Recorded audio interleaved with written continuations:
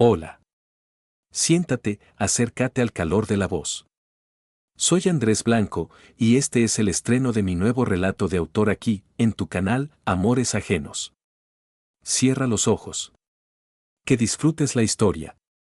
Ritita, mi niña, nada más te pido que no vayas a poner el grito en el cielo, como siempre.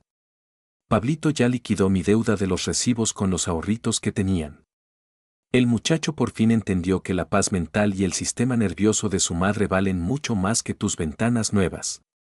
La voz de la suegra, que salía por el altavoz del teléfono, estaba tan empapada de una dulce y pegajosa autocomplacencia que bien podría haber servido para glasear una docena de donas. Margarita se quedó petrificada sobre el escritorio. En el consultorio número 320 de la clínica familiar del seguro olía a cloro, a expedientes viejos y a pastillas de menta. Todavía no había pacientes en la sala de espera. El sistema electrónico de citas acababa de colapsar por enésima vez en la semana, regalándole una ventana de 20 minutos de una paz relativa. Una paz que acababa de hacerse añicos contra el suelo. ¿Cuáles ahorritos, doña Tamara?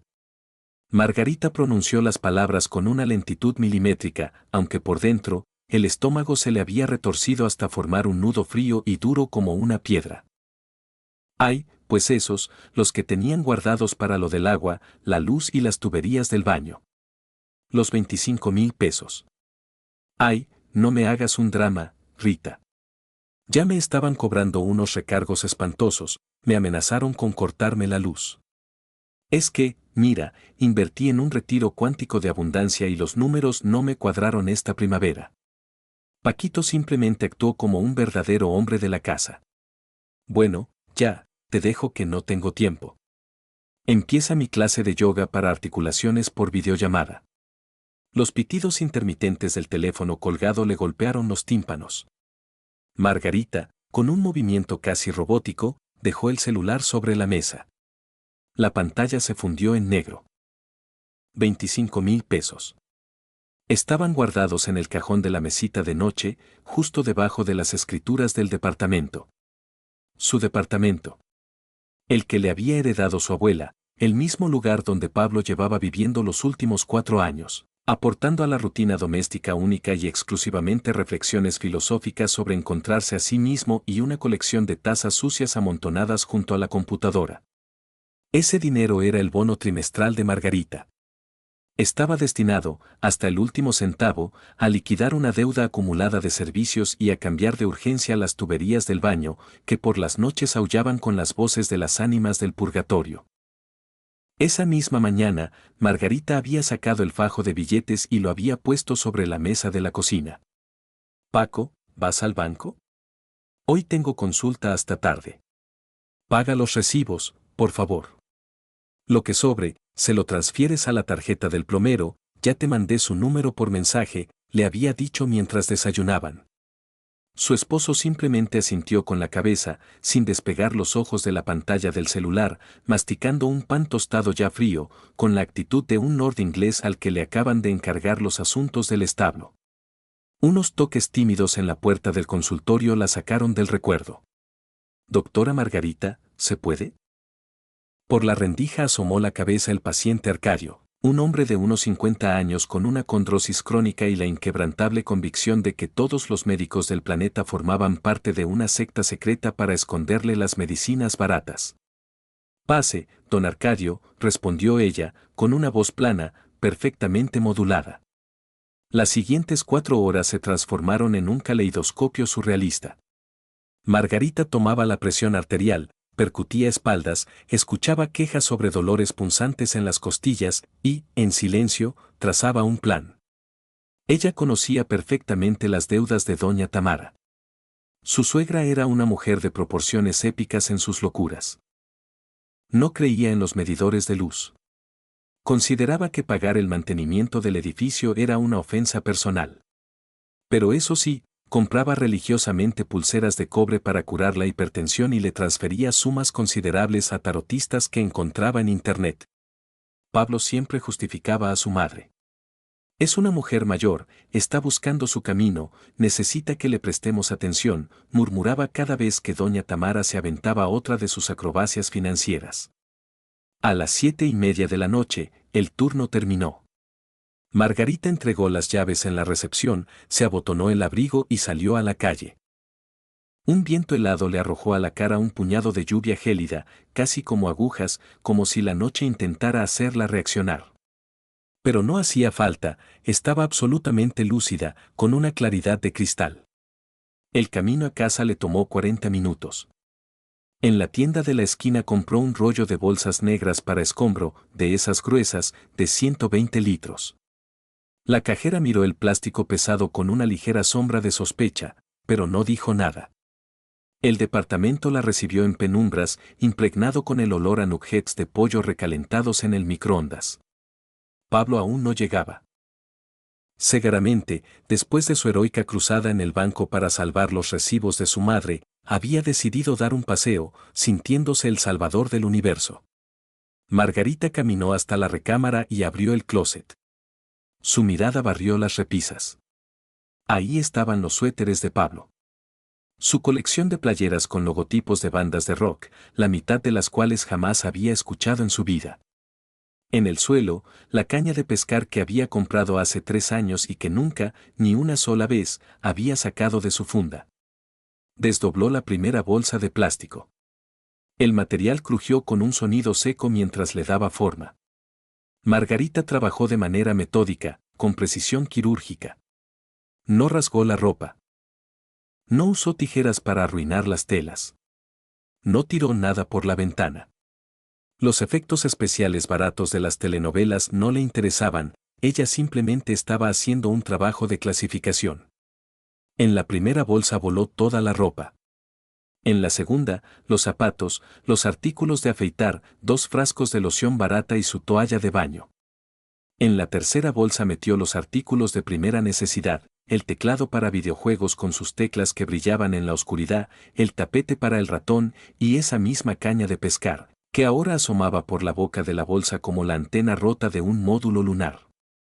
El proceso de empacar una vida ajena le tomó exactamente 35 minutos.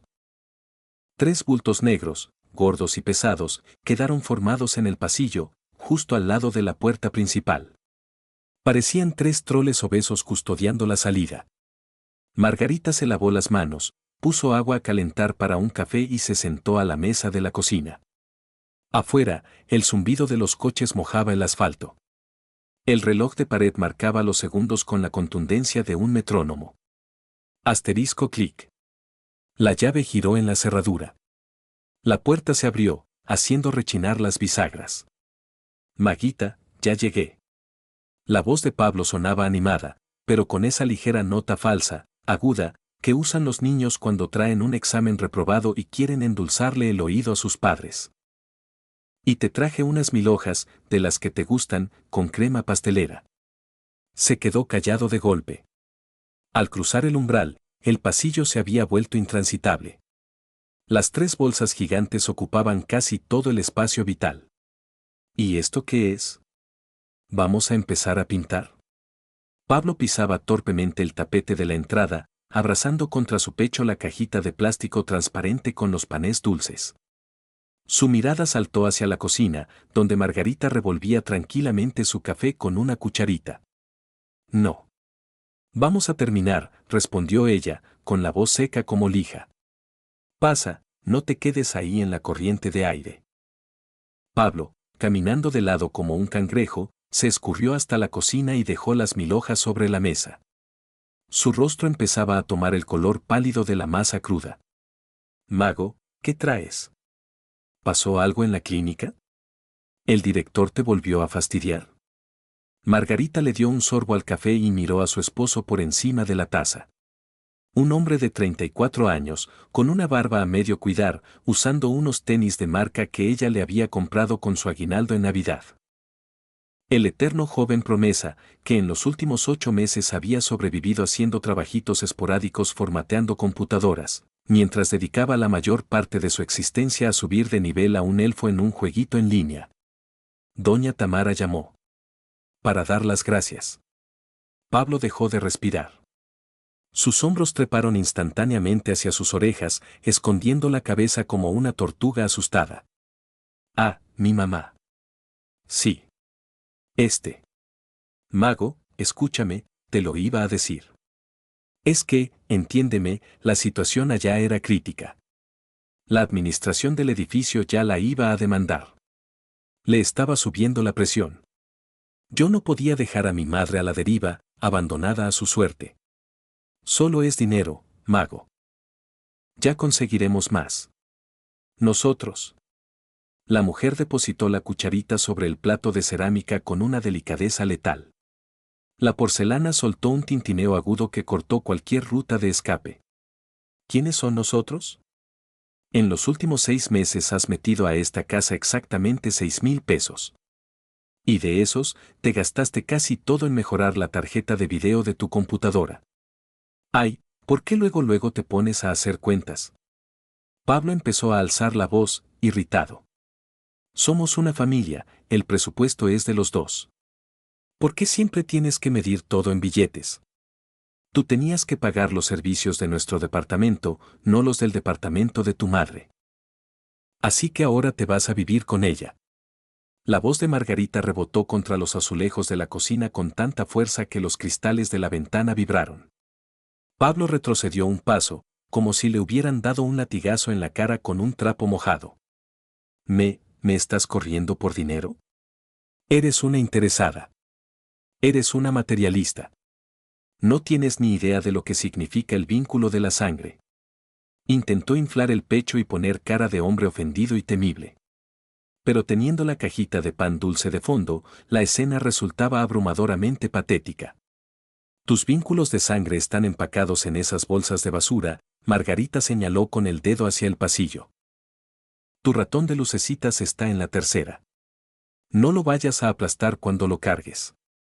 Dejas las llaves en la mesita y quedas libre. Pues me voy. Y vas a venir llorando a pedirme perdón. Pablo levantó la barbilla con orgullo, giró sobre sus talones y marchó hacia el pasillo. Lo que siguió perdió cualquier rastro de drama y se volvió puramente cómico. La salida triunfal se vio severamente saboteada por el volumen del equipaje. Pablo intentó abrazar las 3 bolsas al mismo tiempo, pero la caña de pescar lo golpeaba a traición en la nuca, mientras la bolsa con la ropa se le resbalaba por las rodillas. Terminó arrastrando sus pertenencias hacia el descanso de la escalera en 3 viajes distintos, soltando maldiciones entre dientes. Antes de irse, dejó las llaves sobre la zapatera y le lanzó a su esposa una última mirada fulminante, intentando incinerarla. Estás destruyendo una familia por unos papeles. Mi madre tenía razón sobre ti. Tienes el corazón de piedra. Cierra bien la puerta, que se mete el frío, respondió Margarita con una indiferencia glacial, y se dio la vuelta hacia la cocina para terminar su café. Se quedó sola. El silencio en el departamento era espeso, casi curativo. Nadie aporreaba las teclas frenéticamente. Nadie suspiraba con exageración para demostrar lo agotador que era el proceso de estar echado en el sillón todo el día. Margarita se acercó al fregadero y lavó su taza. Lo sabía perfectamente, este no era el acto final.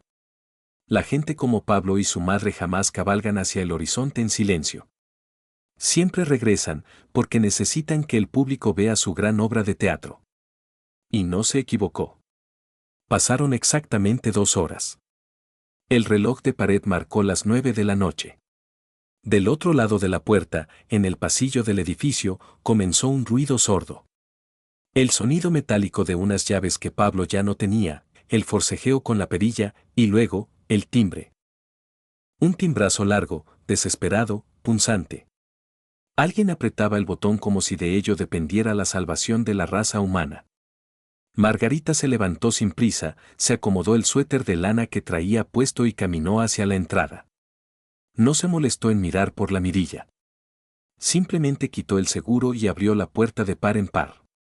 La escena en el pasillo parecía el ensayo general de una compañía de teatro de barrio.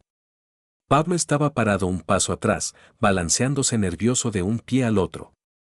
Las 3 bolsas negras seguían ahí, apiladas contra la pared como una trinchera.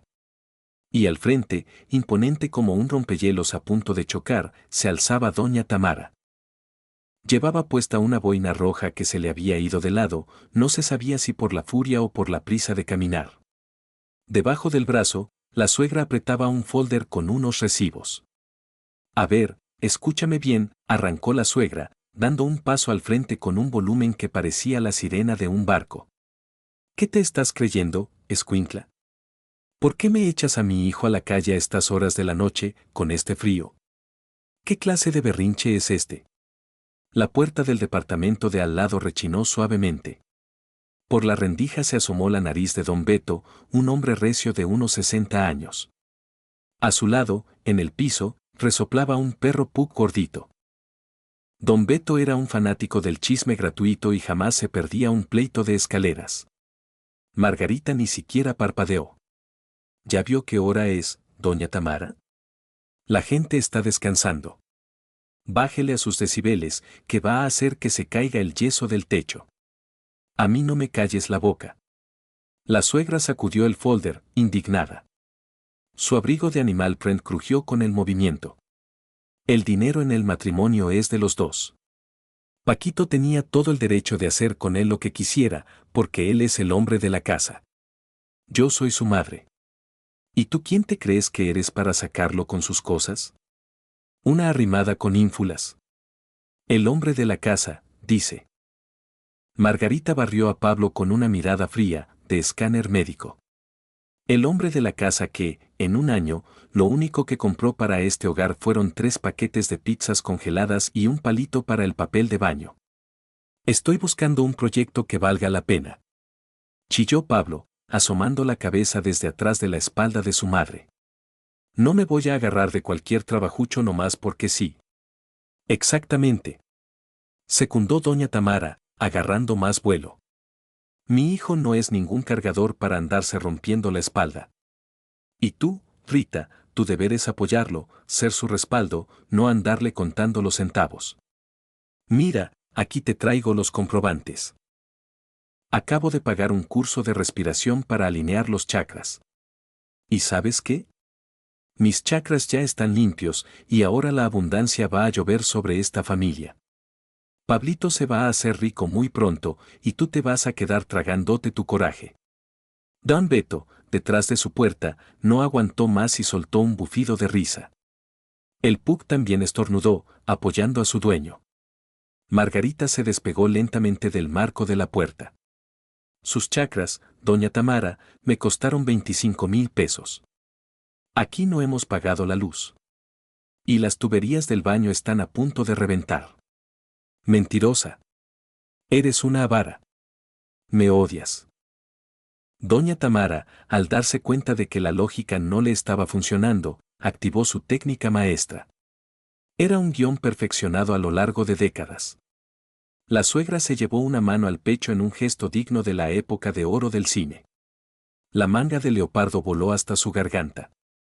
Su rostro se contorsionó en una máscara de dolor insoportable. ¡Ay! Paquito, agárrame. ¿El corazón? ¡Ay, mi corazón! Esta mujer me va a matar de un infarto. Me falta el aire. Con esas palabras, la mujer empezó a desmoronarse lentamente, de manera muy coreografiada, hacia el piso de cemento del pasillo, teniendo muchísimo cuidado de no ensuciar la orilla de su abrigo de leopardo. Pablo se lanzó hacia adelante con un grito de «mamá», sosteniéndola por el codo. «Mira lo que hiciste. Llama a una ambulancia». Berreó el esposo, histérico, intentando sentar a su madre en los escalones.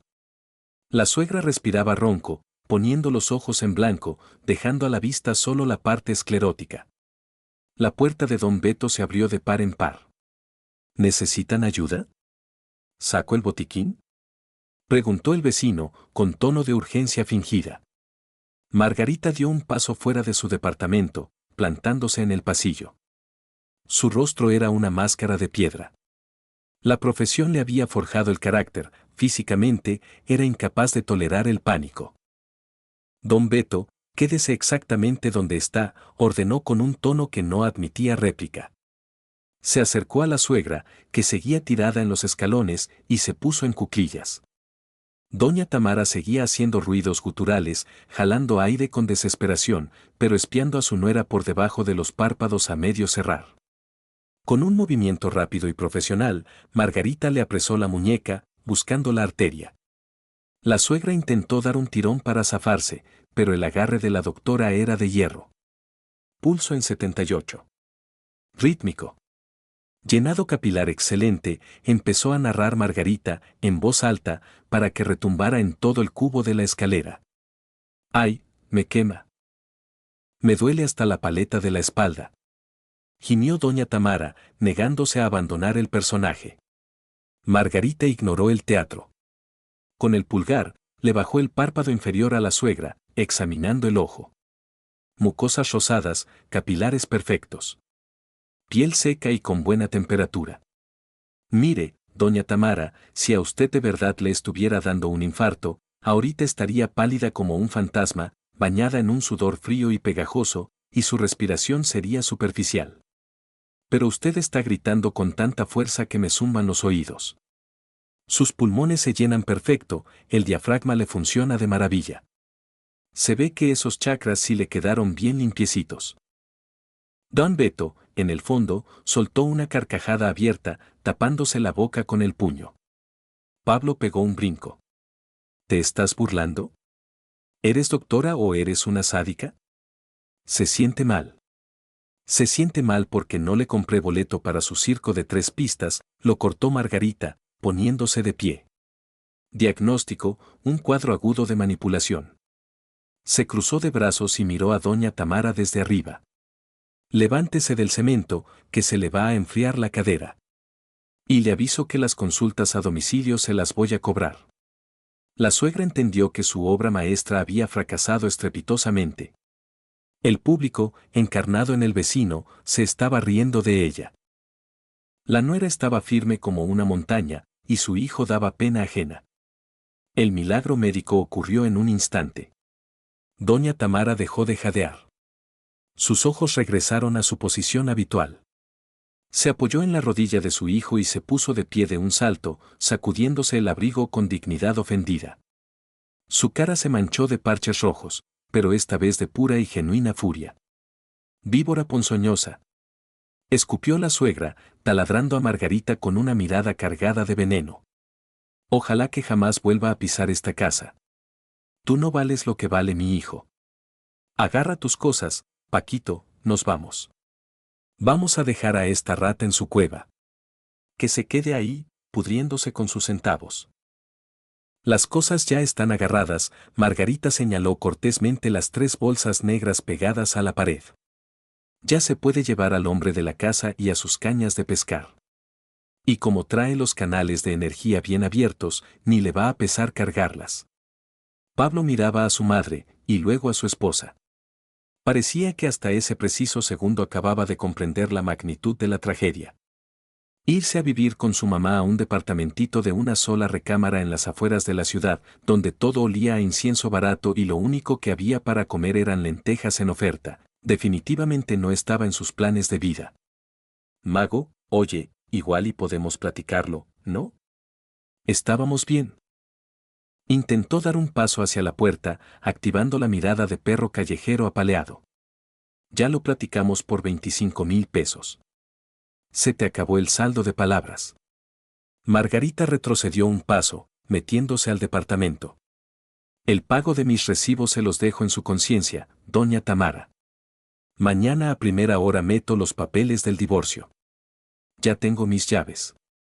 Que les vaya bien. Buenas noches, don Beto. Que descanse, doctora Margarita. Qué buena arrastrada les dio, le guiñó el ojo el vecino. Pues váyanse todos al diablo. Chilló Pablo, perdiendo por fin el poco control que le quedaba. Lleno de rabia, agarró la bolsa de basura más cercana y dio un tirón violento. El plástico cedió y se reventó. Sobre el piso sucio del pasillo salieron volando, como confeti triste, calzones, calcetines y ratones de computadora de colección, todos enredados en sus propios cables. Doña Tamara se llevó las manos a la cabeza y soltó un alarido agudo, lastimero, llorando, esta vez con absoluta sinceridad, por los objetos arruinados de su muchacho. Margarita no se quedó a ver el final de la función. Cerró la puerta con una suavidad exquisita, sin dar portazo. Le dio 2 vueltas a la llave y, por si acaso, pasó el pasador de metal. En la entrada olía a café recién hecho y a silencio. La ausencia de esa presencia ajena en su casa se sentía en los pulmones, como el aire limpio y frío después de una tormenta. Bajó la mirada hacia sus propios zapatos, que ya pedían a gritos un reemplazo. No pasa nada. Me compro unos nuevos con lo primero que me ahorre en no comprarle sus pizzas congeladas, pensó. Le sonrió a su propio reflejo en el espejo del pasillo, y caminó de regreso a la cocina para comerse las 1000 hojas que se habían quedado en la mesa. La crema pastelera, por cierto, estaba deliciosa. Gracias por quedarte hasta el final. Si esta historia te hizo sentir el frío de la noche o el calor de la justicia, no olvides suscribirte y dejarme un me gusta aquí abajo. Déjame en los comentarios qué habrías hecho tú en el lugar de Margarita. Con ustedes estuvo Andrés Blanco. Hasta la próxima historia.